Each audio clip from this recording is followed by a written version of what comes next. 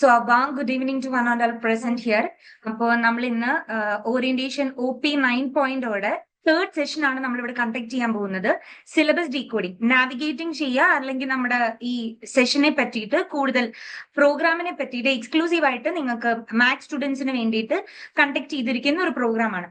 So ഈ പ്രോഗ്രാമിലേക്ക് നിങ്ങളെ അഡ്രസ് ചെയ്യാനും നിങ്ങളെ സംസാരിക്കാനും വേണ്ടി നമ്മുടെ കൂടെ സ്നേഹ മാം ഉണ്ട്. പിന്നെ അതുപോലെ തന്നെ ഫാത്തിമ മാമും കൂടെ നമ്മുടെ കൂടെ ജോയിൻ ചെയ്യുന്നുണ്ട്. ഓക്കെ, സോ നമുക്ക് നമ്മുടെ സെഷനിലേക്ക് കടക്കാം. So once again good evening to one and all present here. Session 3, innovate with learn by strategies for modern learning.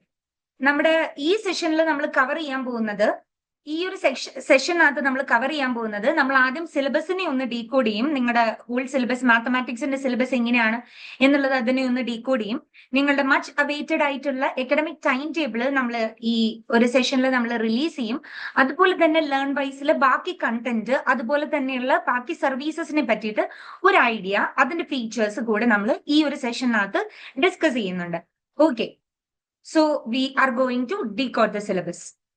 അപ്പോൾ നമുക്കറിയാം, മാത്തമാറ്റിക്സ് എന്ന് പറഞ്ഞാൽ സ്കൂൾ ഓഫ് സയൻസസ് പ്രൊവൈഡ് ചെയ്യുന്ന ഒരു പ്രോഗ്രാമാണ് mathematics, MSc mathematics with computer application എന്ന് പറയുന്നത്.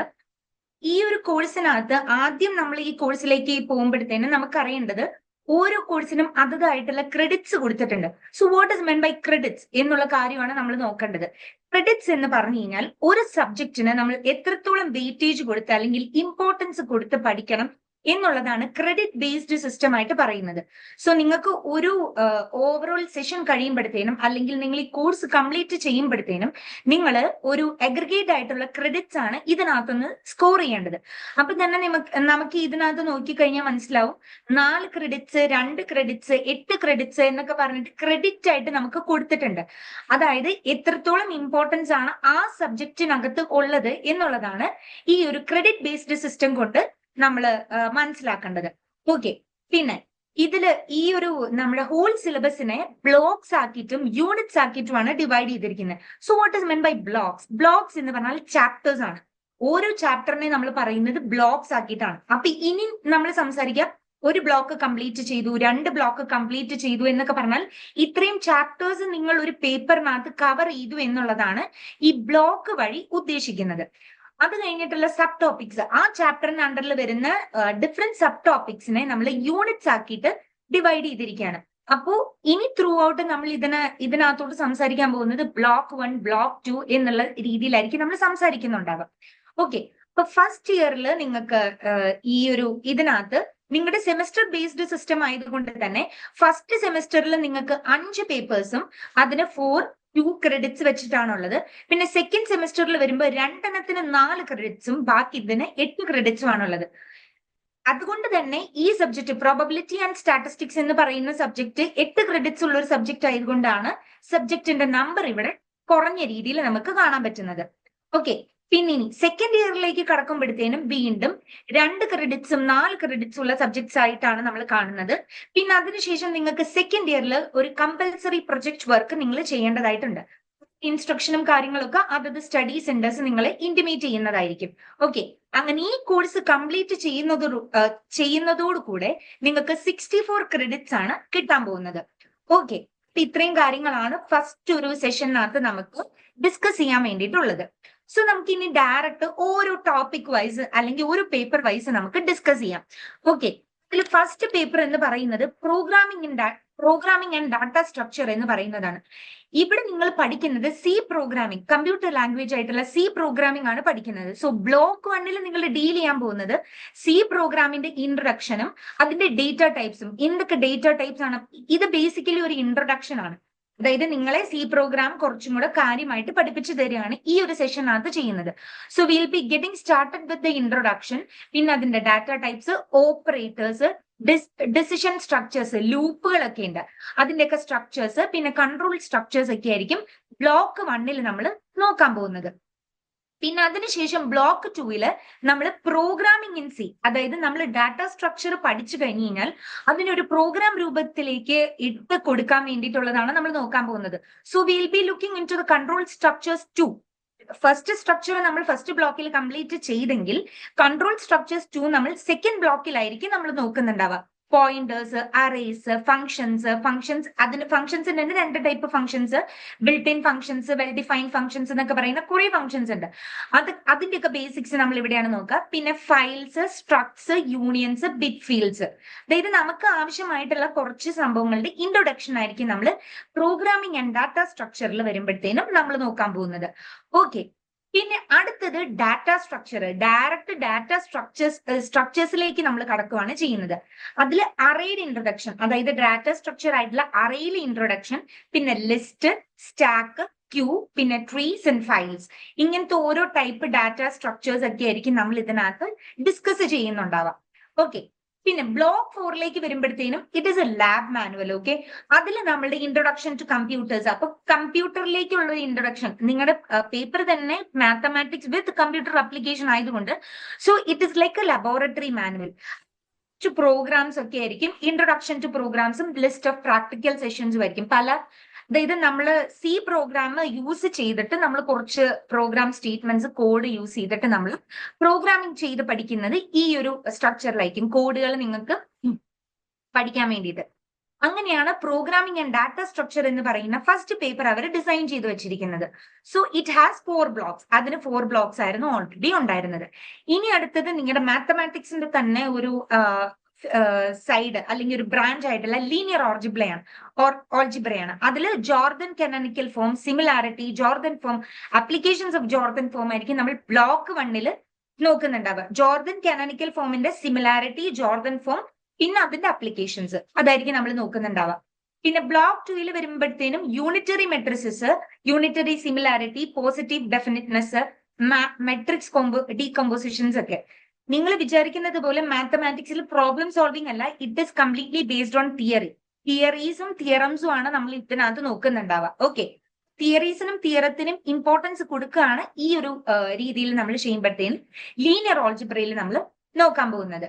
പിന്നെ അടുത്തത് റിയൽ അനാലിസിസ് ആണ്. റിയൽ അനാലിസിസ് എന്ന് വെച്ച് കഴിഞ്ഞാൽ നമ്മൾ കുറച്ചും കൂടെ ഈ സ്പേസിനെ നമ്മുടെ കാൽക്കുലസ് അല്ലെങ്കിൽ വെക്ടർ സ്പേസ് പോലെയുള്ള സ്പേസസിലേക്ക് ഇതിനെ നമ്മുടെ ഐഡിയനെ എക്സ്റ്റെൻഡ് ചെയ്യാണ്. So the block 1 will be containing the metric spaces, അതിന്റെ കൺവേർജൻസ്, കോമ്പാക്ട്നെസ്, കണക്റ്റഡ്നെസ്, ഇതൊക്കെ ആയിരിക്കും നമ്മൾ നോക്കുന്നുണ്ടാവുക. ഇതൊക്കെ ഒരു സ്ട്രക്ചറാണ്. മെട്രിക് സ്പേസസ് എന്ന് പറയുന്ന ഒരു ഫീൽഡിന്റെ ഡിഫറെന്റ് ആസ്പെക്ട്സ് ആയിരിക്കും നമ്മൾ അതിനകത്ത് നോക്കുന്നുണ്ടാവുക. പിന്നെ കാൽക്കുലസ്, നമ്മുടെ ഡെറിവേറ്റീവ്സ് നമ്മൾ അതൊക്കെ ചെയ്തിട്ടുണ്ട്. Derivatives, inverse function theorem, maxima minima ഒക്കെ ഫംഗ്ഷൻസ്, സെക്കൻഡ് ഡെറിവേറ്റീവ് വരുമ്പോൾ മാക്സിമ ആണോ, തേർഡ് ഡെറിവേറ്റീവ്, അങ്ങനത്തെ കുറച്ച് കാര്യങ്ങൾ ഡീറ്റെയിൽഡ് വേർഷൻ ആയിരിക്കും ഇതിനകത്ത് നോക്കാം. പിന്നെ measure and integral, Lebesgue measure, അതിന്റെ pronunciation will be different for different people. അതിന്റെ മെഷർ, പിന്നെ അതിന്റെ ഇന്റഗ്രല്, ഫൊറിയർ സീരീസും ഫൊറിയർ ട്രാൻസ്ഫോർമേഷനും, അതൊക്കെ നമ്മൾ ഇതിനകത്താണ് നോക്കുക. സിഗ്നൽസ് ആൻഡ് സിസ്റ്റംസ്, ഈ നമ്മുടെ സിഗ്നൽസും സിസ്റ്റംസ് ഒക്കെ നമ്മൾ അനലൈസ് ചെയ്യുന്നത് ഫൊറിയർ ട്രാൻസ്ഫോർമേഷൻസ് യൂസ് ചെയ്തിട്ടാണ്.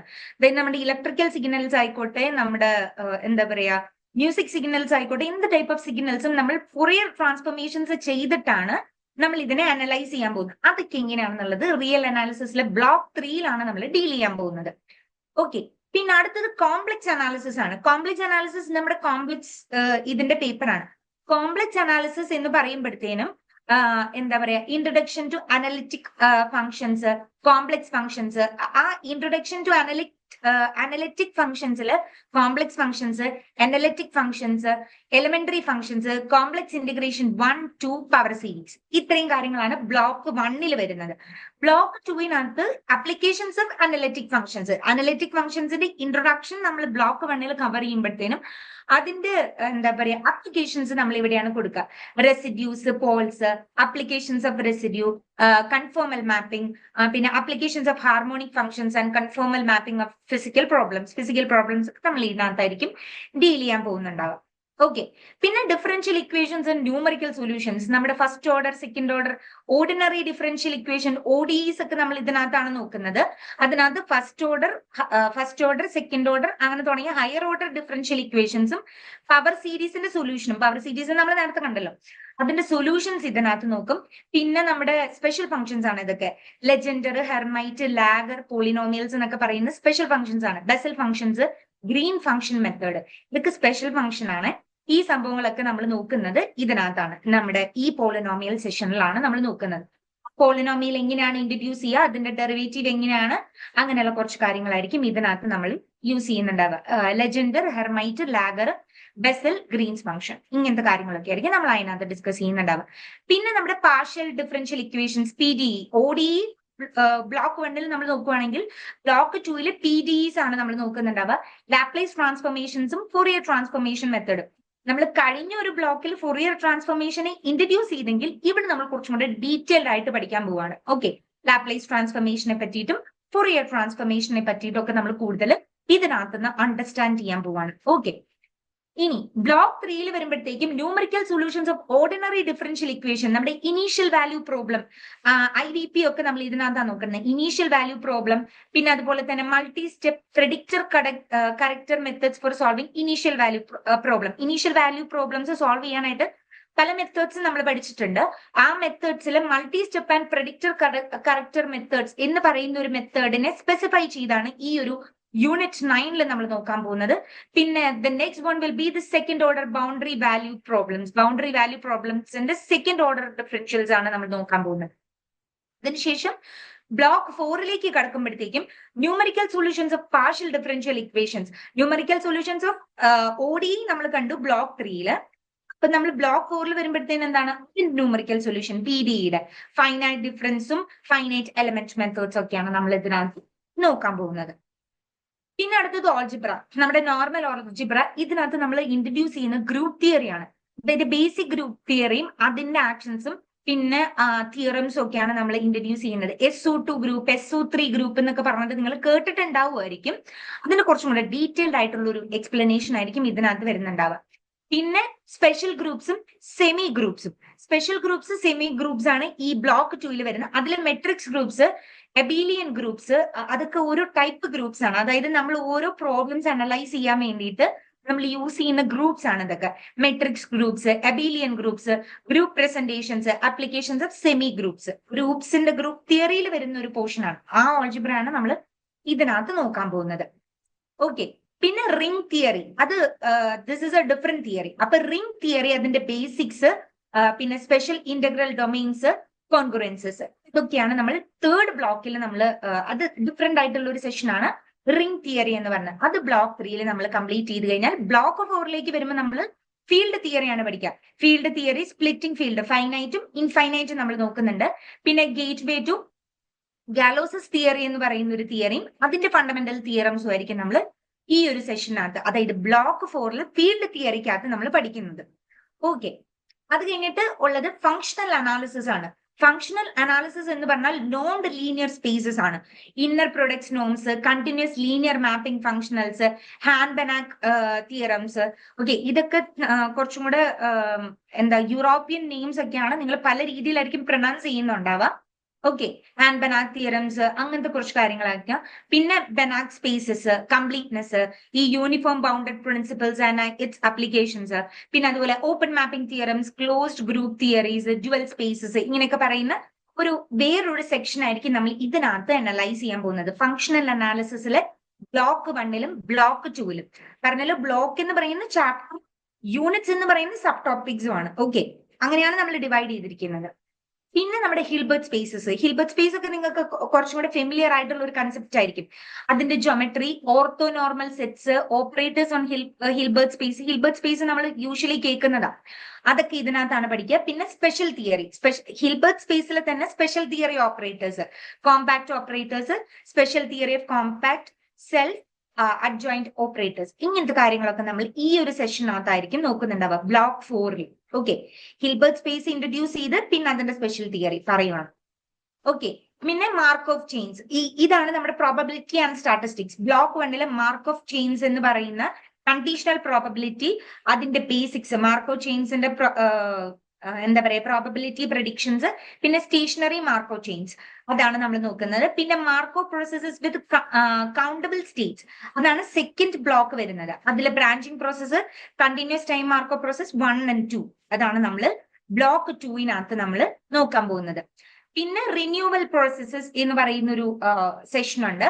ആ സെക്ഷനകത്ത് നമ്മൾ റിന്യൂവൽ പ്രോസസ് 1, 2, റിന്യൂവൽ പ്രോസസ് 3, 4 അങ്ങനെയുള്ള 4 പ്രോസസ്സസ് ആണ് നമ്മൾ ഈ ഒരു ബ്ലോക്കിനകത്ത് നമ്മൾ ഡിസ്കസ് ചെയ്യാൻ പോകുന്നത്.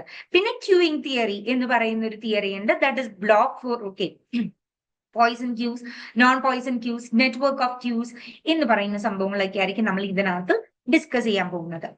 ഓക്കെ, പിന്നെ ബ്ലോക്ക് 5 വരുമ്പോഴത്തേനും basics of multi variate normals, അതായത് ചെറിയ നമ്മൾ നേരത്തെ പഠിച്ച കുറച്ച് ലീനിയർ ഓൾജിബ്ര ഒന്ന് ഡിഫൈൻ ചെയ്ത് കഴിഞ്ഞിട്ട് നമ്മൾ ഡയറക്റ്റ് വരുന്നത് എന്തിനാണ്, MVN തിയറീസിലേക്ക് ഡയറക്റ്റ് അതിന്റെ പ്രോപ്പർട്ടീസ് MVN1 MVN2 എന്ന് പറയുന്ന ഇതിലേക്കാണ് നമ്മൾ ഡയറക്റ്റ് കടക്കാൻ പോകുന്നത്.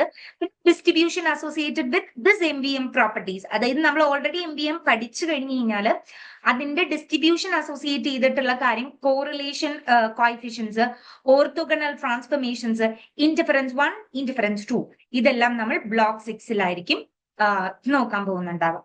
ഓക്കെ, പിന്നെ ബ്ലോക്ക് 7 വരുമ്പോഴത്തേനും അപ്ലിക്കേഷൻസ് ആണ്. അതായത് നമ്മൾ അതിനെ ഇൻട്രൊഡ്യൂസ് ചെയ്തു, അതിന്റെ ടോപ്പിക്സിനെ നമ്മൾ അനലൈസ് ചെയ്തു. Now we are going to apply this particular thing in block 7. Okay, block 7 interference 3 and 4 ആണ് വരുന്നത്. പിന്നെ അപ്ലിക്കേഷൻസ് ഡയറക്റ്റ് നമ്മൾ MVN അപ്ലിക്കേഷൻസ് ചെയ്യാം. പിന്നെ അല്ലാതെ MVN വരുന്ന അഡീഷണൽ അപ്ലിക്കേഷൻസ്, അതായത് നമ്മുടെ എന്താ പറയാ practical component analysis, factor analysis, canonical correlation analysis, conjoint analysis, ഇങ്ങനത്തെ കുറച്ച് കാര്യങ്ങളും കൂടെ നമ്മൾ ബ്ലോക്ക് 8 നമ്മൾ നോക്കുന്നുണ്ട്. ഓക്കെ, അപ്പൊ ഇത്രയും കാര്യങ്ങളാണ് നമ്മുടെ സബ്ജക്ട് റിലേറ്റഡ് ആയിട്ടുള്ള സിലബസിനകത്ത്. നമ്മുടെ സിലബസിനകത്ത് ഫസ്റ്റ് ഫസ്റ്റ് ഇയറിൽ നിങ്ങൾക്ക് പഠിക്കേണ്ട കുറച്ച് ടോപ്പിക്സിന്റെ അനാലിസിസ് ആണ് ഇപ്പൊ ഞാൻ പറഞ്ഞിട്ടുള്ളത്. ഓക്കെ, ഇനി നെക്സ്റ്റ് നിങ്ങൾക്ക് പ്രോഗ്രാം കംപ്ലീഷന് വേണ്ടിയിട്ടുള്ള കാര്യങ്ങൾ അത് സ്നേഹ മാം ആയിരിക്കും നിങ്ങൾക്ക് പറഞ്ഞുതരാം. മാം കണ്ടിന്യൂ ചെയ്യാലോ അല്ലെ സ്നേഹ മാം? കേൾക്കാലോ അല്ലേ? ക്ലിയർ അല്ലേ? കേൾക്കുന്നുണ്ട്. Okay, hi. നമ്മൾ ഇനി നോക്കാൻ പോകുന്നത് നമ്മുടെ പ്രോഗ്രാം കംപ്ലീഷനുമായിട്ട് റിലേറ്റ് ചെയ്ത കാര്യങ്ങളാണ്.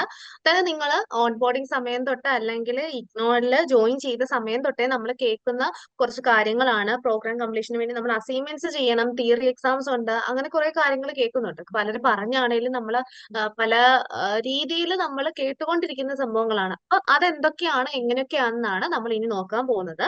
മെയിൻ ആയിട്ട് നമ്മുടെ ഒരു കോഴ്സ് കംപ്ലീഷൻ അല്ലെങ്കിൽ ഓരോ സബ്ജക്ട് കംപ്ലീറ്റ് ചെയ്യണമെങ്കിൽ നമുക്ക് 2 കാര്യങ്ങൾ മസ്റ്റായിട്ട് നമ്മൾ സബ്മിറ്റ് ചെയ്യണം അല്ലെങ്കിൽ ചെയ്യേണ്ടതുണ്ട്. അതിൽ ഫസ്റ്റ് വൺ അല്ലെങ്കിൽ മെയിൻ വൺ എന്ന് പറയുന്നത് നമ്മുടെ അസൈൻമെന്റ്സ് ആണ്.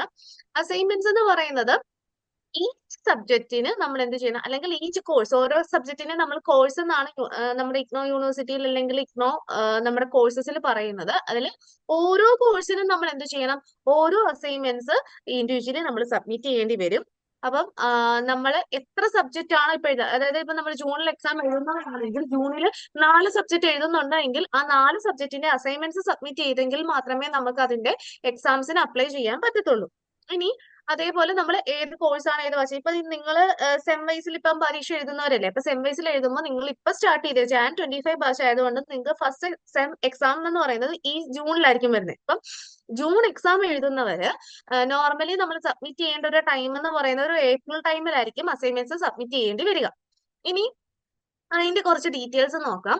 അതായത് നമ്മുടെ ഡിസ്ക്രിപ്റ്റീവ് കാറ്റഗറി അല്ലെങ്കിൽ ഷോർട്ട് കാറ്റഗറി ക്വസ്റ്റ്യൻസ് ആണ് യൂഷ്വലി നമ്മുടെ അസൈൻമെന്റ്സിൽ വരാറുള്ളത്. അതായത് നമ്മുടെ ഇപ്പം എൻവയോൺമെന്റൽ സ്റ്റഡീസ് പോലത്തെ ഇപ്പം ഇഗ്നോയിൽ തന്നെ ഡിഗ്രി ചെയ്തവർക്കൊക്കെ അറിയാം, നമുക്ക് OMR ഷീറ്റ് വരുന്ന അല്ലെങ്കിൽ ഒബ്ജക്റ്റീവ് ടൈപ്പ് ക്വസ്റ്റ്യൻസ് ചില സബ്ജക്റ്റിനുണ്ട്. പക്ഷെ നമ്മുടെ അസൈൻമെന്റ്സിന്റെ കാര്യം വരുമ്പോൾ അങ്ങനത്തെ ക്വസ്റ്റ്യൻസ് ഒന്നും ആയിരിക്കത്തില്ല. ഡിസ്ക്രിപ്റ്റീവ് ക്വസ്റ്റ്യൻസും ഷോർട്ട് കാറ്റഗറി ക്വസ്റ്റ്യൻസും മാത്രമേ ചോദിക്കത്തുള്ളൂ. അതായിരിക്കും നമ്മൾ എഴുതേണ്ടത്. ഇനി അത് എഴുതേണ്ടത് ഹാൻഡ് റിട്ടേൺ ഫോമിലായിരിക്കും. Should be submitted in a hand written form. അത് പിന്നെ ഒരു കാര്യം മെയിൻ ആയിട്ട് ശ്രദ്ധിക്കണം, to your allotted IGNOU study centre. നമ്മൾക്ക് അലോട്ട് ചെയ്തിരിക്കുന്ന അല്ലെങ്കിൽ നമ്മൾ രജിസ്ട്രേഷൻ ടൈമിൽ നമ്മൾ ചൂസ് ചെയ്തിരിക്കുന്ന നമ്മുടെ സ്റ്റഡി സെന്റർ ഉണ്ടല്ലോ, ആ സ്റ്റഡി സെന്ററിലാണ് നമ്മൾ ഈ ഒരു ഹാൻഡ് റിട്ടൺ ഫോമിലുള്ള അസൈൻമെന്റ്സ് സബ്മിറ്റ് ചെയ്യേണ്ടത്. അല്ലാതെ നേരെ യൂണിവേഴ്സിറ്റിക്ക് ഡയറക്റ്റ് ആയിട്ട് അയക്കുകയോ റീജിയണൽ സെന്ററിലോട്ട് അയക്കുകയോ ഒന്നുമല്ല, നമ്മുടെ സ്റ്റഡി സെന്ററിലാണ് നമ്മൾ ഈ ഒരു അസൈൻമെന്റ്സ് സബ്മിറ്റ് ചെയ്യേണ്ടത്. ഇനി അത് എഴുതുന്ന ഒരു സ്റ്റൈലൊക്കെ നിങ്ങൾക്ക് നേരത്തെ പറഞ്ഞു തന്നിട്ടുണ്ടായിരിക്കും. A4 ഷീറ്റ് പേപ്പറിൽ 4 സൈഡും ബോർഡർ വെച്ച് 1 സൈഡ് ഒക്കെയാണ് എഴുതുന്നത്. പിന്നെ അല്ലെ സ്റ്റഡി സെന്റേഴ്സിൽ നിന്നൊക്കെ ചില ഇൻസ്ട്രക്ഷൻസ് പറയും. പിന്നെ അസൈൻമെന്റ്സിന്റെ ടൈം ആകുമ്പോൾ നമ്മളും ബാക്കി ഹെൽപ്പ് ചെയ്ത് ഡീറ്റെയിൽസ് പറഞ്ഞു തരാറുണ്ട്. ഇനി ആ ചെയ്തിരിക്കുന്ന അല്ലെങ്കിൽ ഹാൻഡ് റിട്ടൺ ഫോമിലുള്ള ആ ഒരു അസൈൻമെന്റ്സ് കംപ്ലീറ്റ് ആക്കിയതിനു ശേഷം നമുക്കൊരു ഫ്യൂച്ചർ റെക്കോർഡിന് വേണ്ടി നമ്മൾ എന്ത് ചെയ്യണം, ഇതിന്റെ ഒരു ഡ്യൂപ്ലിക്കേറ്റ് കോപ്പി എടുത്തു വെക്കുക. ഫോട്ടോസ്റ്റാറ്റ് എടുത്ത് വെക്കാം, അല്ലെങ്കിൽ ഫോട്ടോ എടുത്ത് PDF ആയിട്ട് നമുക്ക് സൂക്ഷിക്കാം. എന്താണെങ്കിലും ഒരു ഫ്യൂച്ചർ റെക്കോർഡിന് വേണ്ടി ഇതിന്റെ ഒരു കോപ്പി നമ്മുടെ കയ്യിൽ മെയിൻറ്റെയിൻ ചെയ്യാൻ പ്രത്യേകമായിട്ട് ശ്രദ്ധിക്കുക.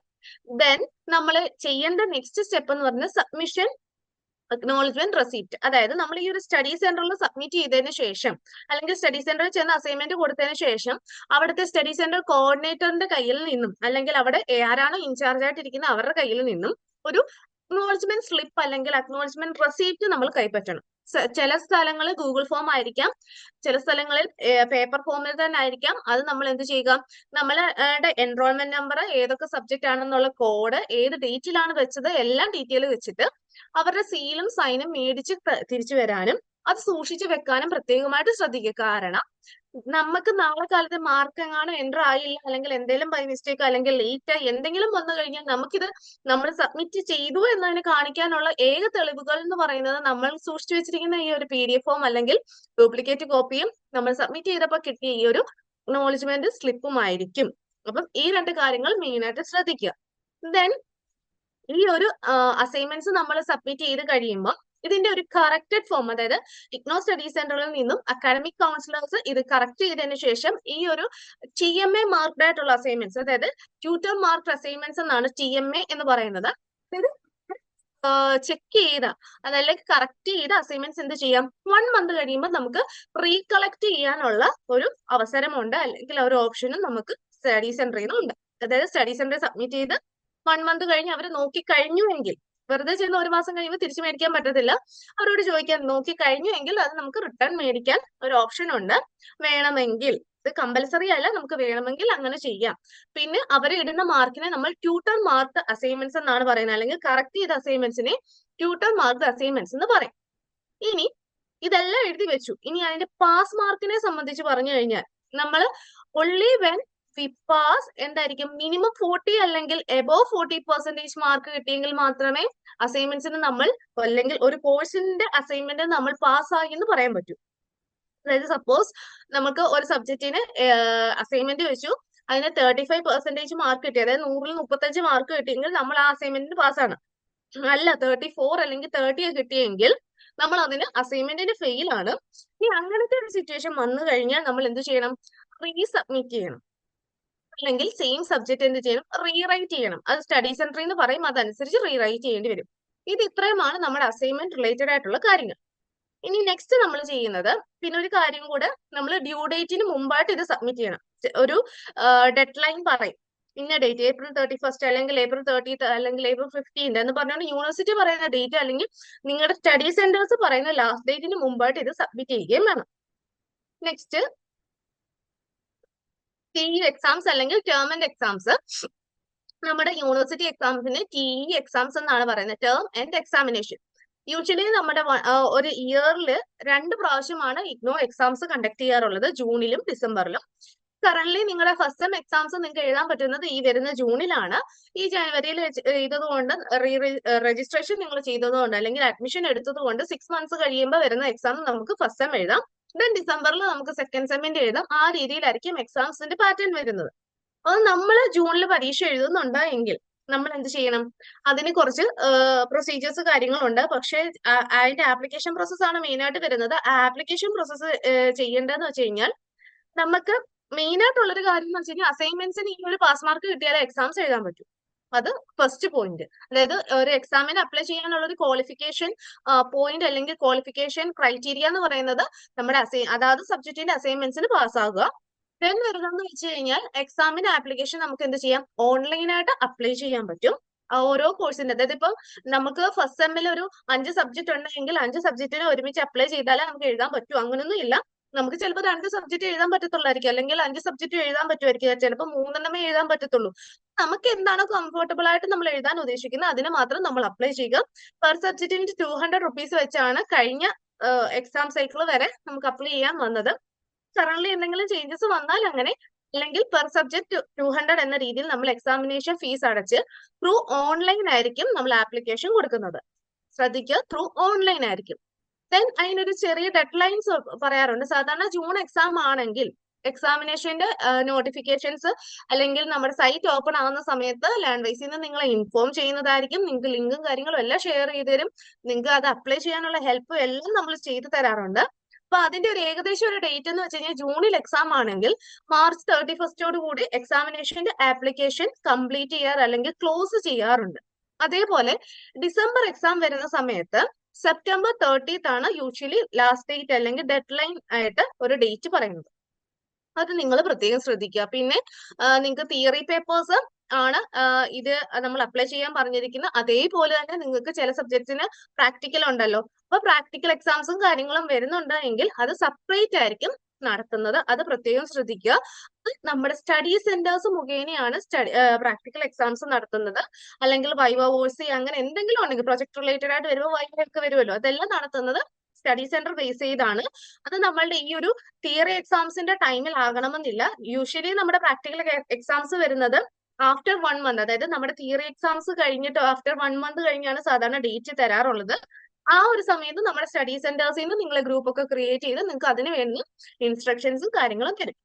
ദെൻ ഇതിന് നമുക്ക് മിനിമം മാർക്ക് പറയുന്നുണ്ട്. മിനിമം മാർക്ക് എന്ന് പറയുന്നത് 40% ആണ് മാർക്ക് വരുന്നത്.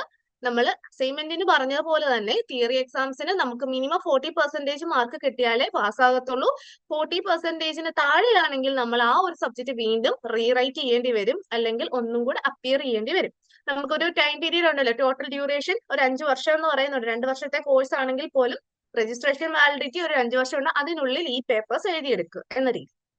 ദെൻ നമ്മുടെ combined mark. Next combined mark എന്ന് പറയുന്നത്, അതായത് തിയറി എക്സാംസിന് 40% പറഞ്ഞു, നമ്മൾ അസൈൻമെന്റ്സിന് 40% പറഞ്ഞു. പക്ഷെ നമ്മുടെ ഒരു സബ്ജക്റ്റിന്റെ ഹോൾ മാർക്ക് അല്ലെങ്കിൽ കംപ്ലീറ്റ് മാർക്ക് എന്ന് പറയുന്നത്, അല്ലെങ്കിൽ ഫൈനൽ റിസൾട്ട് എന്ന് പറയുന്നത് അസൈൻമെന്റിന്റെയും തിയറിയുടെയും മാർക്കും കൂടെ രണ്ടും കൂടെ കമ്പൈൻ ചെയ്തായിരിക്കും. അപ്പം നമ്മുടെ ട്യൂട്ടർ മാർക്ക് അസൈൻമെന്റ്സ്, അതായത് TMA മാർക്ക് കിട്ടിയിരിക്കുന്ന അസൈൻമെന്റ്സിന്റെ ഒരു മാർക്ക് ഉണ്ടല്ലോ, അപ്പം ആ മാർക്കിനെ നമ്മൾ 30 കൺവേർട്ട് ചെയ്യും. ഔട്ട് ഓഫ് 30 എന്ന രീതിയിലേക്ക് കൺവേർട്ട് ചെയ്യും. ദെൻ നമുക്ക് കിട്ടുന്ന തിയറി എക്സാമിന്റെ മാർക്കിനെ നമ്മൾ 70 കൺവേർട്ട് ചെയ്യും. അപ്പം 30 + 70 ഔട്ട് ഓഫ് 100 എന്ന രീതിയിലായിരിക്കും ഒരു സബ്ജക്റ്റിനെ കമ്പൈൻ ചെയ്ത് അല്ലെങ്കിൽ ഓവറോൾ ഒരു മാർക്ക് പറയുക. അല്ലെങ്കിൽ അതിന് കമ്പൈൻ ചെയ്യുമ്പോൾ നമുക്ക് എന്ത് വേണം? 40% മാർക്ക് വേണം ആ ഒരു സബ്ജക്റ്റിന് ജയിക്കാൻ. അതായത് അസൈൻമെന്റിന് ഇൻഡിവിജ്വലി 40% വേണം, തിയറിക്ക് 40% മാർക്ക് വേണം. ഇതിനെ നമ്മൾ എന്ത് ചെയ്യും? കമ്പൈൻ ചെയ്യും. കമ്പൈൻ ചെയ്യുമ്പോൾ നമുക്ക് എന്ത് വേണം? 40% മാർക്ക് വേണം ജയിക്കാൻ എന്ന രീതിയിലായിരിക്കും ഓരോ സബ്ജക്റ്റിനും നമ്മൾ പാസ് മാർക്കായിട്ട് പറയുക. ഇത് ഇത്രയുമാണ് നമ്മളുടെ ഓരോ സബ്ജക്റ്റ് കംപ്ലീറ്റ് ചെയ്യാനുള്ളെങ്കിൽ കോഴ്സ് കംപ്ലീഷന്റെ ക്രൈറ്റീരിയ ആയിട്ട് അല്ലെങ്കിൽ ഒരു പ്രൊസീജിയർ ആയിട്ട് പറയുന്നത്. ദെൻ നമ്മൾ ഇത്രയും നാൾ നോക്കിയിരുന്ന ഒരു മെയിൻ കാര്യം, നിങ്ങൾ കുറെ നാളും കൊണ്ട് കേൾക്കുന്ന, അല്ലെങ്കിൽ നിങ്ങൾ പലരും ഇതൊക്കെ കണ്ടായിരിക്കും നമ്മൾ ലേൺവൈസിലോട്ടൊക്കെ വന്നിരിക്കുന്നത്. കാരണം നമുക്ക് പർട്ടിക്കുലർ രീതിയിൽ അല്ലെങ്കിൽ നിങ്ങൾക്ക് ഹെൽപ്ഫുൾ ആയിട്ടുള്ള ഒരു ടൈം ടേബിൾ ഉണ്ട് നമുക്ക്. അപ്പൊ ആ ടൈം ടേബിൾ എന്താണ്, ടൈം ടേബിൾ എന്നതാണ് മിസ്സേ തരുന്നതെന്ന് നിങ്ങളിൽ പലരും ചോദിച്ചിട്ടുണ്ടാവും പലപ്പോഴും അല്ലെ. അപ്പൊ നിങ്ങളുടെ മെന്ററിനോട് കണ്ടിന്യൂസ് ആയിട്ട് ചോദിക്കുന്ന ഒരു കാര്യമായിരിക്കും. അപ്പൊ ആ ഒരു ടൈം ടേബിൾ ആണ് ഇപ്പൊ നമ്മൾ തരാൻ പോകുന്നത്, അക്കാഡമിക് ടൈം ടേബിൾ. ഈ ഒരു ടൈം ടേബിളിൽ സാധാരണ നിങ്ങൾക്ക് പറയുന്നത് എങ്ങനെ നിങ്ങൾക്ക് ഒരു പെർ ഡേ ഒരു കുറച്ച് പോർഷൻ തന്ന നിങ്ങൾക്ക് എങ്ങനെ ഒരു 1 hour അല്ലെങ്കിൽ 1.5 hour സ്പെൻഡ് ചെയ്ത് നിങ്ങൾക്ക് എങ്ങനെ പോർഷൻ കവർ ചെയ്യാം, ജൂൺ എക്സാമിന് മുമ്പ് നിങ്ങൾക്ക് എങ്ങനെ പോർഷൻ കവർ ചെയ്യാം എന്നുള്ളൊരു വെൽ പ്ലാൻഡ് ആയിട്ടുള്ളൊരു ടൈം ടേബിൾ ആണ് നിങ്ങൾക്ക് ഷെയർ ചെയ്യുന്നത്. ഓക്കെ ഓക്കെ ഇതാണ് നിങ്ങളുടെ ഇയർ 1ന്റെ അല്ലെങ്കിൽ നിങ്ങളുടെ ഒരു ഫസ്റ്റ് സെമ്മിന്റെ ടൈം ടേബിൾ എന്ന് പറയുന്നത്. MSc മാത്തമാറ്റിക്സിന്റെ ടൈം ടേബിൾ ഇതാണ്. അതിൽ നിങ്ങൾക്ക് നോക്കിയാൽ ജസ്റ്റ് ഒന്ന് മനസ്സിലാക്കും എന്താണ്, ഡേറ്റ് ഉണ്ട്, ഡേ ഉണ്ട്, ജസ്റ്റ് സബ്ജക്റ്റും ലെസൺ നമ്പറും എല്ലാം കൊടുത്തിട്ടുണ്ട്. പിന്നെ അതേപോലെ തന്നെ മേളിൽ നിങ്ങൾക്ക് ഒരു ടൈം തന്നിട്ടുണ്ട്, 10:30 AM എന്നും 7:30 PM എന്നും. അത് ചിലർക്കെങ്കിലും ഡൗട്ട് ആകാൻ ചാൻസ് ഉണ്ട്. അതിനകത്ത് പ്രത്യേകിച്ച് കാര്യമൊന്നുമില്ല. നിങ്ങൾ വീട്ടിൽ ഫ്രീ ആയിട്ടൊക്കെ നമുക്ക് ആ ടൈം ഫോളോ ചെയ്യാൻ പറ്റുന്നവരാണെങ്കിൽ അങ്ങനെ ചെയ്യുക. ആ ടൈം നമ്മൾ നിർബന്ധം പറയുന്നില്ല. പക്ഷേ നിങ്ങൾക്ക് പറഞ്ഞിരിക്കുന്ന ഒരു പോർഷൻ, ഇപ്പൊ സപ്പോസ് 3rd February ആണ് നമ്മൾ സ്റ്റാർട്ടിംഗ് ഡേ ആയിട്ട് പറയുന്നത്. February 3rd നമ്മുടെ സിലബസ് തുടങ്ങുന്നെങ്കിൽ ഫസ്റ്റ് നിങ്ങൾക്ക് തന്നിരിക്കുന്ന സബ്ജക്ട് എന്ന് പറയുന്നത് ലീനിയർ ആൽജിബ്ര ആണ്. ലീനിയർ ആൽജിബ്രയിൽ നിങ്ങൾ നോക്കേണ്ടത് ഇൻട്രൊഡക്ഷൻ ആണ് രാവിലെ നോക്കാൻ പറഞ്ഞിരിക്കുന്നത്. ലെസൺ 1 ബ്ലോക്ക് 1ന്റെ ലെസൺ 1 എന്ത് ചെയ്യണം? വൈകിട്ട് നോക്കുക എന്ന രീതിയിലാണ് കൊടുത്തിരിക്കുന്നത്. ഇൻട്രൊഡക്ഷൻ ആദ്യവും പിന്നെ എന്ത് ചെയ്യുക, ലെസൺ 1 നോക്കുക. പിന്നെ അതേപോലെ 4-ാം തീയതി ആകുമ്പോഴത്തേന് നമ്മൾ ലെസൺ 2 ബ്ലോക്ക് 1ന്റെ ലെസൺ 2 രാവിലെ കവർ ചെയ്യുക, ലെസൺ 3 വൈകിട്ട് കവർ ചെയ്യുക എന്ന രീതിയിലാണ് കൊടുത്തിരിക്കുന്നത്. നിങ്ങൾ ഇനി രാവിലെ വൈകിട്ട് എന്നുള്ള ഒന്നും നോക്കണ്ട, നമുക്ക് എപ്പോഴാണോ കംഫർട്ടബിൾ, അതായത് എനിക്കിപ്പോ രാത്രി മാത്രമേ ഇരിക്കാൻ പറ്റത്തുള്ളൂ, അല്ലെ പകല് മാത്രമേ ഇരിക്കാൻ പറ്റത്തുള്ളൂ, എപ്പോഴാണോ നമുക്ക് കംഫർട്ടബിൾ ആയിട്ട് ഇരിക്കാൻ പറ്റുന്നത് ആ സമയത്തിരുന്ന് അന്ന് പറഞ്ഞിരിക്കുന്ന പോർഷൻ, ഇപ്പൊ സപ്പോസ് ഫസ്റ്റ് ഡേയിൽ പറഞ്ഞിരിക്കുന്ന ലീനിയറിന്റെ ഇൻട്രൊഡക്ഷനും ലെസൺ 1-ഉമാണ്, നിങ്ങൾ അതാത് ദിവസം ആ ഒരു പോർഷൻ കവർ ചെയ്യുക. ഒരു ടാർജറ്റ് പോലെ ആ ഒരു പോർഷൻ കാണുക, അതാത് പോർഷൻ അതാത് ദിവസം കവർ ചെയ്ത് പോകുക. ഇൻ കേസ് എന്തെങ്കിലും പെൻഡിങ് വന്നു കഴിഞ്ഞാൽ ആ ഒരു വീക്കെൻഡ് ആകുമ്പോഴത്തേന് അത് പെൻഡിങ് പോർഷൻസ് എല്ലാം കവർ ചെയ്ത് മുന്നോട്ട് പോകുന്ന രീതിയിൽ നോക്കുക. ഇനി ശ്രദ്ധിക്കാനുള്ളത് 8-ാം തീയതി നേരെ കണ്ടോ, ലെസൺ 10 എന്ന് പറഞ്ഞുകൊണ്ട് ലെസൺ 10 ഒരു ലൈറ്റ് ഓറഞ്ച് കളറിൽ കൊടുത്തിട്ടുണ്ട്, എൻഡ് ഓഫ് ബ്ലോക്ക് 1. അതായത് ഒരു ബ്ലോക്ക് കംപ്ലീറ്റ് ആവുന്ന ഒരു ദിവസം, ലീനിയർ ആൾജിബ്രയുടെ ഫസ്റ്റ് ബ്ലോക്ക് കംപ്ലീറ്റ് ആവുന്ന ദിവസമാണ്. അതായത് ലെസൺ 10 വരെ ഉണ്ടായിരുന്നു, അത് കവർ ചെയ്യുന്ന ദിവസം. അത് കഴിയുമ്പോഴാണ് നമ്മൾ ലൈവ് റിവിഷൻ ക്ലാസ് നിങ്ങൾക്ക് തരുന്നത്. അതായത് നിങ്ങൾ കേട്ട് കാണും, ലൈവ് റിവിഷൻ ക്ലാസ് ഉണ്ട് നിങ്ങൾക്ക് എപ്പോഴും കേൾക്കത്തില്ല. റെക്കോർഡഡ് ക്ലാസ് കാണാനുള്ള ഒരു ടൈം ഇതും കവർ ചെയ്യുന്ന സമയത്ത് നമ്മൾ ലൈവ് റിവിഷൻ ക്ലാസ് ഉണ്ട്. മേ ബി ഒരു ദിവസം മുന്നോട്ടോ പുറമോട്ടോ ആകുമെന്ന് മാത്രമേ ഉള്ളൂ. അത് നേരത്തെ നിങ്ങളെ ഇൻഫോം ചെയ്യും. വെൻഡേഴ്സ് ത്രൂ നിങ്ങൾക്ക് ഇൻഫർമേഷൻ തരും, നിങ്ങൾക്ക് സൂം ലിങ്ക് ഷെയർ ചെയ്ത് തരും. ഈവനിങ് ആണ് സാധാരണ വരുന്നത്, 7, 7:30, 8, 8:30 ഇതിൽ ഏതെങ്കിലും ഒരു സമയമായിരിക്കും നിങ്ങൾക്ക് വരുന്നത്. ക്ലാസ് വരുന്നത് ഒരു 1 hour വരുന്ന ക്ലാസ് ആയിരിക്കും, റിവിഷൻ സെഷൻ ആയിരിക്കും. അപ്പൊ ആ ഒരു പോർഷൻ തീരാനുള്ള സമയം അനുസരിച്ച്, അല്ലെങ്കിൽ ആ ഒരു ബ്ലോക്കിന്റെ ഒരു ലെങ്ത് ക്വാണ്ടിറ്റി അനുസരിച്ച് ലൈവ് റിവിഷൻ സെഷന്റെ സെഷൻസിന്റെ എണ്ണവും കൂടിയും കുറഞ്ഞും ഇരിക്കും. അതായത് ഇപ്പൊ തന്നെ കൊടുത്തിരിക്കുന്ന കണ്ടോ, ഫെബ്രുവരി 10th റിവിഷൻ ടൈം പറഞ്ഞിട്ടുണ്ട്, ലൈവ് സെഷൻ പറഞ്ഞിട്ടുണ്ട്, പിന്നെ 11th പറഞ്ഞിട്ടുണ്ട്, 12th പറഞ്ഞിട്ടുണ്ട്. അപ്പൊ നമ്മുടെ ആ ഒരു റിവിഷൻ തീർക്കാനുള്ള ഒരു ടൈം, അതായത് അത്രയും പോർഷൻ നമ്മൾ പഠിച്ചു, അത് റിവൈസ് ചെയ്ത് തീർക്കാനുള്ള ഒരു ടൈമാണ് ഒരു 12th വരെ പറഞ്ഞിട്ടുണ്ട്. അത് കഴിയുമ്പോൾ എന്താണ്, 13th തൊട്ട് നമ്മൾ ബ്ലോക്ക് 3 തുടങ്ങും. ഇങ്ങനെയാണ് ഓരോ സബ്ജക്റ്റും ഓരോ ആഴ്ചയും നമ്മൾ കവർ ചെയ്ത് പോകുന്നത്. അങ്ങനെ നമ്മൾ ഓരോ ബ്ലോക്കും കവർ ചെയ്ത് ലീനിയർ ആൾജിബ്ര കഴിയുന്നു, പിന്നെ നെക്സ്റ്റ് സബ്ജക്ട് തുടങ്ങുന്നു. ഒന്ന് താഴോട്ട് സ്ക്രോൾ ചെയ്യുമോ, ഏറ്റവും ലാസ്റ്റ്. ഓക്കെ, ഇങ്ങനെ നമ്മൾ എന്ത് ചെയ്യുന്നു, ഒരു മാർച്ച് വരെയുള്ള ടൈം ടേബിൾ ആണ് നിങ്ങൾക്ക് തന്നിരിക്കുന്നത്. മാർച്ച് വരെ നിങ്ങൾക്ക് കംപ്ലീറ്റ് ചെയ്യാനുള്ള കോംപ്ലക്സ് അനാലിസിസ് വരെ ഉള്ളത് കംപ്ലീറ്റ് ചെയ്യാനുള്ളൊരു കംപ്ലീറ്റ് ടൈം ടേബിൾ നിങ്ങൾക്ക് തന്നിട്ടുണ്ട്. അപ്പൊ നിങ്ങൾ എന്ത് ചെയ്യുക, ഈ ഒരു 3rd തന്നെ, ഇപ്പം ഈ ഒരു സെഷൻ കഴിയുമ്പോൾ തന്നെ മെൻറ്റർ ഇത് ഷെയർ ചെയ്ത് തരുന്നതായിരിക്കും. നിങ്ങൾ നല്ല വെൽ പ്ലാൻഡ് ആയിട്ട് നിങ്ങൾ അടുത്ത ദിവസം തന്നെ ഇതിന്റെ ക്ലാസ്സസ് കണ്ടു തുടങ്ങും. നിങ്ങൾ ഓൾറെഡി സ്റ്റാർട്ട് ചെയ്ത് കാണും. ഇനി ടൈം ടേബിൾ ബേസ്ഡ് ആയിട്ട് തന്നെ പോകാൻ നോക്കുക. പെൻഡിങ് അധികം വെക്കല്ലേ, പെൻഡിങ് അധികം വെക്കാതെ കറക്റ്റ് ആയിട്ട് പോകാൻ ശ്രദ്ധിക്കുക. ഇതിൽ നിങ്ങൾക്ക് ആ ഒരു ലെസൺ ഓരോന്നും അനുസരിച്ച് നിങ്ങൾക്ക് ചെയ്യാനുണ്ടല്ലോ, പറയാനും ഒക്കെ ഉണ്ടല്ലോ. അതല്ലെങ്കിൽ നിങ്ങൾക്ക് ഇന്ന ക്ലാസ്, അല്ലെങ്കിൽ ഇന്ന ലെസൺ 1ന്റെ ഇത്, അല്ലെങ്കിൽ ലെസൺ 2ന്റെ ഇന്നത് എന്നൊക്കെ പറയും. അത് എന്തൊക്കെയാണ് കാണേണ്ടത് എന്നൊരു ഐഡിയ ഇപ്പൊ പറയാം. നമുക്ക് ലേൺ വൈസിൽ എന്തുണ്ട്, കുറെ മോഡേൺ ടൂൾസ് ഉണ്ട് അല്ലെ. നിങ്ങൾ ചുമ്മാ ടെക്സ്റ്റ് തന്നിട്ട് നിങ്ങളോട് പഠിക്കാൻ പറയുക, അല്ലെങ്കിൽ ക്ലാസ് തന്നിട്ട് പഠിക്കാൻ പറയുകയല്ല. നമ്മൾ എന്താണ്, പല റേഞ്ചിലുള്ള ടെക് അനാലിസിസ് ചെയ്ത്, അല്ലെങ്കിൽ ടെക് ഫെസിലിറ്റീസ് ഉപയോഗിച്ച് നിങ്ങൾക്ക് കുറെ മോഡേൺ ടൂൾസ് വെച്ചിട്ടുള്ള കുറെ ഫെസിലിറ്റീസ് നമ്മൾ നിങ്ങൾക്ക് സപ്പോർട്ടായിട്ട് ചെയ്യുന്നുണ്ട്. അതിലെ കോർ ലേണിംഗ് റിസോഴ്സസ് ആണ് നമ്മളുടെ ഫസ്റ്റ് വൺ, റെക്കോർഡഡ് അല്ലെങ്കിൽ ലൈവ് വീഡിയോ ലെക്ചേഴ്സ് എന്ന് പറയുന്നത്. നിങ്ങൾ ഓൾറെഡി പ്രൊഫൈൽ ത്രൂ കയറി കാണുന്ന റെക്കോർഡഡ് ക്ലാസ്സസ് ഉണ്ട്. അതേപോലെ തന്നെ ലൈവ് റിവിഷൻ ക്ലാസ്സസ് നമ്മൾ പ്രൊവൈഡ് ചെയ്ത് തരുന്നുണ്ട്. അതേപോലെ നമുക്കുള്ളതാണ് second one, value added notes. Value added notes എന്ന് പറയുന്നത് നിങ്ങൾ ഓൾറെഡി നിങ്ങളുടെ വീഡിയോസ് കണ്ടപ്പോൾ അതിന്റെ തൊട്ട് താഴെ കാണും, വീഡിയോ ഫയലിന്റെ തൊട്ട് താഴെ വാൻ എന്ന് പറഞ്ഞുകൊണ്ട് വാല്യൂ ആഡഡ് നോട്ട്. അതായത് നമ്മുടെ ആ ഒരു പോർഷന്റെ പർട്ടിക്കുലർ ലെസന്റെ മാത്രമായിട്ടുള്ള ഒരു ഷോർട്ട് നോട്ട്സ് ആയിരിക്കും, അല്ലെങ്കിൽ ഒരു ലെക്ചർ നോട്ട് ആയിരിക്കും. നമുക്കൊരു ഹോൾ ടെക്സ്റ്റ് വായിക്കുന്നതിന് പകരം നമുക്ക് പെട്ടെന്ന് ക്യാച്ച് ചെയ്യാനുള്ള നോട്ട്സ് അതിൽ നിന്ന് കിട്ടും. Exam pedia and exam special guides. അതായത് പ്രീവിയസ് ഇയേഴ്സിൽ ഈ ഒരു പോർഷനിൽ നിന്ന് ഏതെങ്കിലും ക്വസ്റ്റ്യൻസ് ചോദിച്ചിട്ടുണ്ടോ, ഉണ്ടെങ്കിൽ അത് ഏത് ക്വസ്റ്റ്യൻ ആണോ അതിനെ എങ്ങനെ ആൻസർ ചെയ്യണം. അതേപോലെ എക്സാം പ്രിപ്പറേഷന് വേണ്ടിയുള്ള ഗൈഡ്സും കാര്യങ്ങളും എല്ലാം നമ്മൾ പ്രൊവൈഡ് ചെയ്തിട്ടുണ്ട്.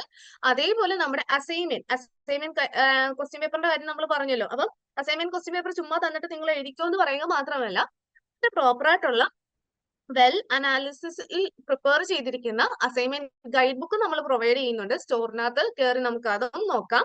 അപ്പം ആ അസൈൻമെന്റ് ഗൈഡ് ബുക്ക് എന്ന് പറയുന്നത് നിങ്ങൾക്ക് ലേറ്റസ്റ്റ് ആയിട്ടുള്ള ക്വസ്റ്റ്യൻ പേപ്പർ എപ്പോൾ ഇഷ്യൂ ചെയ്തു വരുന്നോ അതനുസരിച്ച് അതിന്റെ ഗൈഡ് ബുക്ക് നമ്മൾ അപ്ലോഡ് ചെയ്യും.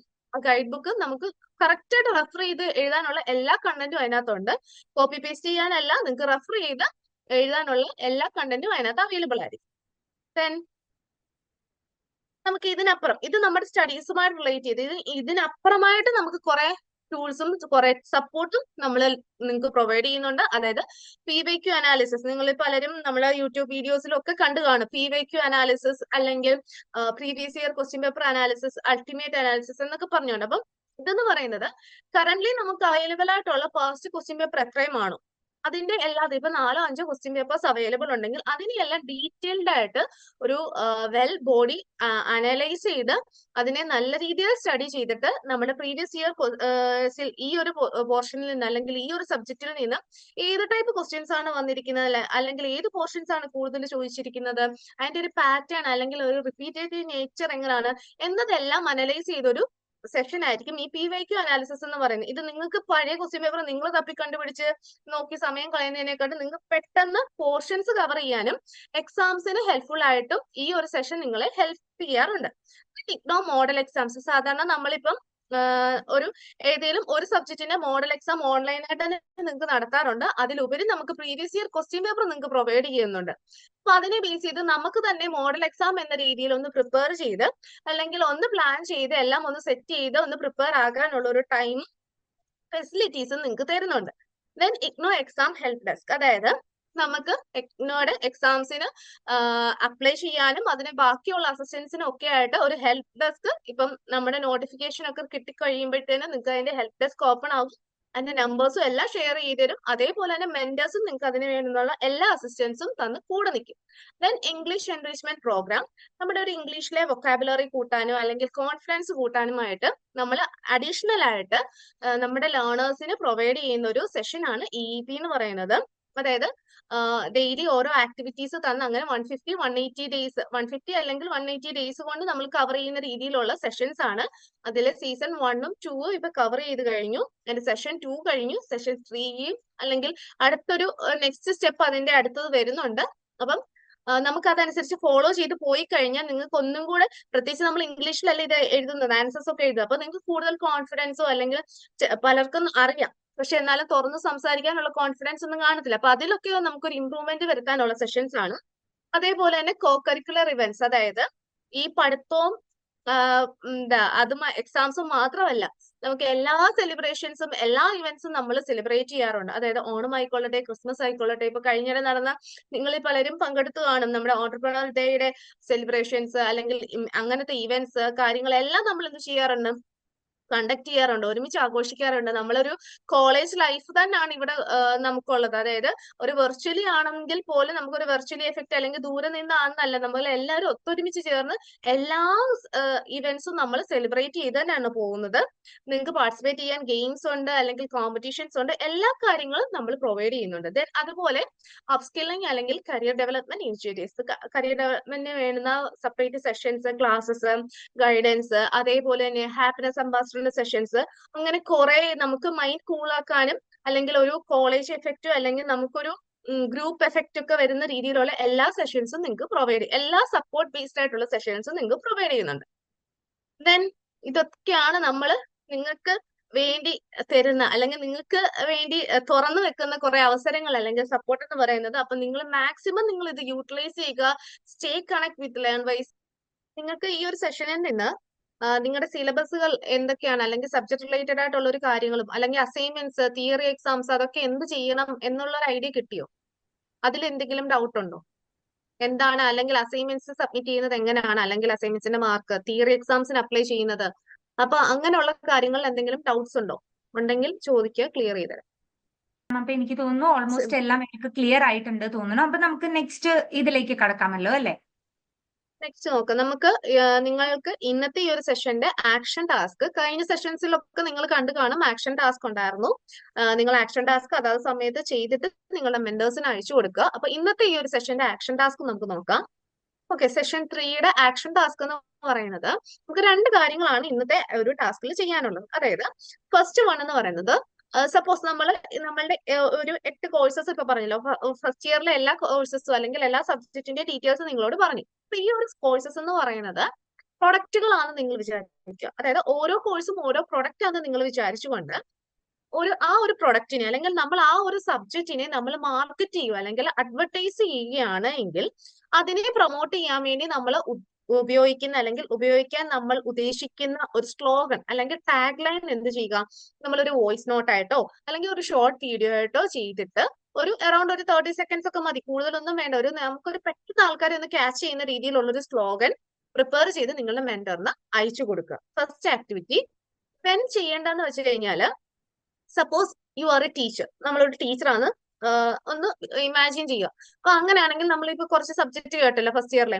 അപ്പൊ ഫസ്റ്റ് ഇയറിലെ പേപ്പേഴ്സ് നിങ്ങൾക്ക് തന്നിട്ട് പറയുകയാണ്, നിങ്ങൾക്ക് ഇഷ്ടമുള്ള ഒരു സബ്ജക്ട് ചൂസ് ചെയ്തു നിങ്ങൾ സ്റ്റുഡൻസിനെ പഠിപ്പിക്കാൻ എന്ന് പറഞ്ഞു കഴിഞ്ഞാൽ, ആ ഒരു സെഷനിൽ അല്ലെങ്കിൽ ആ ഒരു ഗ്രൂപ്പിൽ നിന്ന് നിങ്ങൾ ഏത് സബ്ജക്റ്റ് ആയിരിക്കും എടുക്കുന്നത്, അതായത് നിങ്ങളുടെ ഫസ്റ്റ് ഇയറിലെ ഏത് പേപ്പർ ആയിരിക്കും നിങ്ങൾ പഠിപ്പിക്കാൻ ആഗ്രഹിക്കുന്നത് അല്ലെങ്കിൽ ചൂസ് ചെയ്യാൻ ആഗ്രഹിക്കുന്നത്, എന്തുകൊണ്ട്? ഈ രണ്ട് കാര്യങ്ങൾ ചെയ്യുക. അപ്പൊ ഫസ്റ്റ് ആക്ടിവിറ്റി എന്ന് പറയുന്നത് 8 കോഴ്സസ് ഉണ്ട്. അതിനെ നമ്മൾ ഈച്ച് പ്രൊഡക്റ്റ് ആയിട്ട് ഇമാജിൻ ചെയ്തുകൊണ്ട് അതിൽ ഏതെങ്കിലും ഒരു പ്രൊഡക്റ്റ് അല്ലെങ്കിൽ ഏതെങ്കിലും ഒരു സബ്ജക്ട് മാർക്കറ്റ് ചെയ്യുന്ന അല്ലെങ്കിൽ അഡ്വർടൈസ് ചെയ്യാൻ വേണ്ടിയുള്ള ഒരു അല്ലെങ്കിൽ അതിനെ കൂടുതൽ പ്രൊമോട്ട് ചെയ്യുന്ന രീതിയിലുള്ള ഒരു സ്ലോഗൻ അല്ലെങ്കിൽ ടാഗ് ലൈൻ പ്രിപ്പയർ ചെയ്യുക. അതിന്റെ ഒരു വോയിസ് നോട്ടോ ഷോർട്ട് വീഡിയോ ചെയ്യുക. എന്നിട്ട് അത് മെന്ററിന് അയച്ചു കൊടുക്കുക. അതേപോലെ നമ്മൾ ചെയ്യേണ്ടതെന്ന് വെച്ച് കഴിഞ്ഞാൽ, സപ്പോസ് നമ്മളൊരു ടീച്ചറാണെന്ന് കണ്ടുകൊണ്ട് എന്ത് ചെയ്യുക, ഏതെങ്കിലും ഒരു സബ്ജക്ട് ചൂസ് ചെയ്യുക. അത് എന്തുകൊണ്ട് നമ്മൾ ചൂസ് ചെയ്തു, ഞാൻ എന്തുകൊണ്ട് അത് പഠിപ്പിക്കാൻ ആഗ്രഹിച്ചു എന്നും കൂടി പറയുക. ഇതാണ് നമ്മളുടെ ഇന്നത്തെ ഈ ഒരു സെഷനിൽ ആക്ഷൻ ടാസ്ക് എന്ന് പറയുന്നത്. മറക്കാതെ നാളെ ഒരു ഈവനിങ്ങിന് മുമ്പായിട്ട് തന്നെ മെന്റേഴ്സിന് ഇത് അയച്ചു കൊടുക്കുന്ന രീതിയിൽ തന്നെ നിങ്ങൾ പ്ലാൻ ചെയ്ത് ചെയ്യുക കേട്ടോ. നിങ്ങൾ കഴിവതും കറക്റ്റ് ആയിട്ട് നിങ്ങളെ ആക്ടിവിറ്റീസ് ഒക്കെ കറക്റ്റ് ആയിട്ട് തന്നെ ചെയ്തു കൊടുക്കുക. അപ്പം ഏറ്റവും ലാസ്റ്റിൽ ബെസ്റ്റ് ചെയ്തായിട്ടുള്ള ആളിനെ അല്ലെങ്കിൽ ലേണറിനെ ഒക്കെ നോക്കുന്നുണ്ട്. ഏറ്റവും ആക്റ്റീവായിട്ട് നിന്ന ആളിനെ ഒക്കെ നമ്മൾ മെൻഷൻ ചെയ്യുന്നുണ്ട്. അതേപോലെ നിങ്ങൾക്ക് അടുത്ത സെഷൻ 3 നമ്മൾ കഴിഞ്ഞു. സെഷൻ 4 എന്ന് പറയുന്നത് digital landscape navigating Learnwise platforms ആണ്. ലേൺ വൈസിന്റെ പ്ലാറ്റ്ഫോംസിനെ കൂടുതലായിട്ട് അറിയാൻ, കാരണം ഒത്തിരിയും പ്ലാറ്റ്ഫോംസ് ഉണ്ടല്ലോ. നിങ്ങൾക്ക് ഇപ്പൊ ലേൺ വൈസ് ആപ്പ് അല്ലാതെ യൂട്യൂബ് ചാനലായിരിക്കാം, അല്ലെങ്കിൽ ഇൻസ്റ്റാഗ്രാം ആയിരിക്കാം, അങ്ങനെ പല ഫെസിലിറ്റീസും നിങ്ങൾക്ക് പ്രൊവൈഡ് ചെയ്യുന്നുണ്ട്. അപ്പം അതിന്റെ ഇൻ ഡീറ്റെയിൽഡ് ആയിട്ടുള്ള എല്ലാ കാര്യങ്ങളും, അത് എന്തൊക്കെയാണ്, ഏതൊക്കെയാണ്, നിങ്ങൾക്ക് ഏതൊക്കെ രീതിയിൽ അത് യൂസ് ചെയ്യാം എന്ന ഇൻ ഡീറ്റെയിൽഡ് ആയിട്ടുള്ള ഒരു സെഷൻ ആയിരിക്കും സെഷൻ 4 എന്ന് പറയുന്നത്. അപ്പം അതിലും നിങ്ങളുടെ ആക്റ്റീവായിട്ടുള്ള പാർട്ടിസിപ്പേഷൻ പ്രതീക്ഷിച്ചുകൊള്ളുന്നു. അപ്പം എല്ലാവർക്കും ഒരുവിധം കാര്യങ്ങളെല്ലാം നല്ലൊരു ഐഡിയ കിട്ടിയിട്ടുണ്ടെന്ന് വിശ്വസിക്കുന്നു. ടൈം ടേബിൾ ഈ ഒരു സെഷൻ കഴിയുമ്പോഴത്തേനും ആക്ഷൻ ടാസ്കും നിങ്ങളുടെ മെന്റർ നിങ്ങൾക്ക് ഷെയർ ചെയ്ത് തരും. എന്തെങ്കിലും ഡൗട്ട്സ് ഉണ്ടെങ്കിൽ മെന്ററിനോട് ചോദിച്ചാൽ മതി. അപ്പം എല്ലാവർക്കും പാർട്ടിസിപ്പേറ്റ് ചെയ്തതിന് അല്ലെങ്കിൽ ജോയിൻ ചെയ്തതിന് big thanks. Okay, thank you. നമുക്ക് വൈൻഡ് അപ്പ് ചെയ്യാം. ഓക്കെ, അപ്പോൾ ഈ സെഷന് വേണ്ടിയിട്ട് കോർഡിനേറ്റ് ചെയ്ത് ഇതില് നമുക്ക് പാർട്ടിസിപ്പേഷൻ ആയിട്ട് നിങ്ങൾ എൻകറേജ് ചെയ്ത എല്ലാവർക്കും ലേൺ വൈസ് ടീമിന്റെ വകയും പിന്നെ അതുപോലെ തന്നെ എന്റെ പേഴ്സണൽ ആയിട്ടുള്ള ഒരു വകയും നിങ്ങളുടെ അടുത്ത് താങ്ക്സ് പറയുന്നുണ്ട്. അതുപോലെ തന്നെ നമ്മളുടെ ഈ സെഷൻ കോർഡിനേറ്റ് ചെയ്യാനായിട്ട് ഹെൽപ്പ് ചെയ്ത സ്നേഹ മാമിനും വാണി മാമിനും അതുപോലെ തന്നെ ഫാത്തിമ മാമിനും ഒരു വലിയ താങ്ക്സ് പറയുന്നു. Okay, so you guys can leave now. Thank you.